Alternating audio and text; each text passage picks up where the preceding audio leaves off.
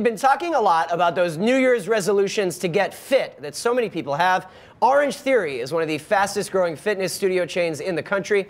In 2018, the chain reached $1 billion in sales with big expansion plans. Orangetheory is expecting to reach 1 million members by the end of 2019. It has more than 500 new studios in development. And joining us now on the couches is Orangetheory CEO Dave Long. Hey, Dave. Hey, how are you? Welcome. Thanks for coming on. Yeah, appreciate it. Let's start this way. As I mentioned, because it's, well, now it's February. Indeed. But here we are at the beginning of a new year. We've been talking about all the people who want to get fit, work out. And actually, one of our colleagues who's on this show often, Miles Edlund, he always has the take that you shouldn't go to the gym in the first half of February because that's when all the people are there who don't normally go to the gym. Exactly. Because they're doing their resolution and they're annoying. But tell me about that. I mean, do you guys actually see a bump in frequency of visits early in a new year?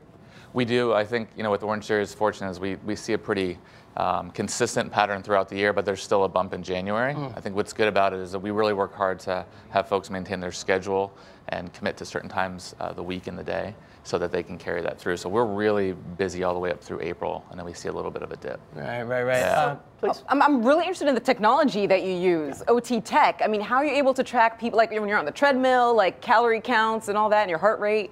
How do you do that? The easiest way to describe it is it's science-backed and then technology-tracked, coach-led. So we're getting all these different pieces to help people be motivated and so they can see where they're at during the class and then after it. So you'll see everybody's wearing a heart rate monitor during that class. So not only does that individual that's taking the workout see where they're at during that class and know whether to push harder or pull back, the coach sees everybody. So the coach is that eye in the sky that's motivating you, inspiring you, but sometimes it might be having you pull back and take it easy. Maybe you're going a little bit too hard. But the fact that everybody's kind of wired up, it allows us to get a lot more out of each member's workout during that session.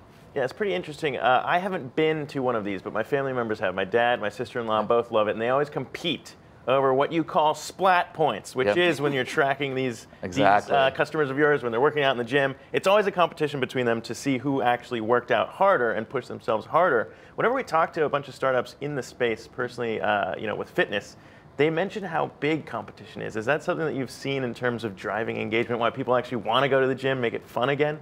I think that a cornerstone of what we do is making it fun and making people feel like they can achieve something. So the competition happens. It's not what we encourage, or it's not part of it, but it happens because people that are competitive want to be competitive. But what's cool about it is if you come in, you could be a walker at 3 miles per hour, you could be running at 10 miles per hour, but you're both achieving the same results if you're hitting your zones. So that allows people across the spectrum to come in and get really good results. So you're not overemphasizing come in and beat your friends necessarily. No, Ellen, our founder, it's all about making a better person out of yourself. So it's really about, are you making incremental improvements over time? And it's not rushed. So the first 10 sessions you would take, we'd be saying, get used to the equipment, get used to how the flow is. You're still going to give an effort. And in the beginning, your heart rate's going to go up actually more because you're not used to the workout yet. And then over time, you learn the workout, you learn your body, and then you continue to push yourself, which is really cool.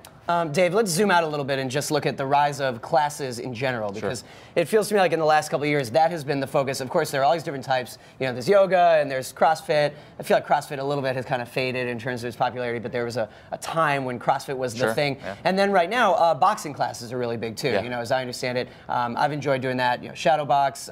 George Foreman III, we've had on this show. Yeah. He has a new gym here in New York City where they do classes like that. And his theory is the reason people like boxing so much is because it's a really hard workout, but it's also fun. And then, I just think going to the gym and sitting in or standing in an empty room and lifting weights, is just not fun. I think people have really shifted toward group classes. But what do you see there in terms of behaviorally? Why has that become so appealing to so many people? Yeah. I think it's more or less what you've said. We believe there's a narrow demographic of the world that is very self-motivated. They're going to go lift their weights and do all their regimen without any help and any coaching.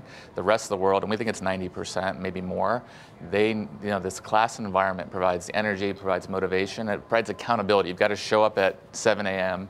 You might be working out with a friend, a spouse, so it's all these factors I think drive folks to engage. And then as long as the programming is good, then they're going to get something really good out of it. So obviously we look at Orangetheory as a multivitamin. It's kind of the cornerstone of 2 to 3 times a week. But we refer out our members to whether it's yoga or whatever else they're passionate about. They should be doing different things on the days that they're not at Orangetheory. So that kind of makes us in a really interesting place in the marketplace.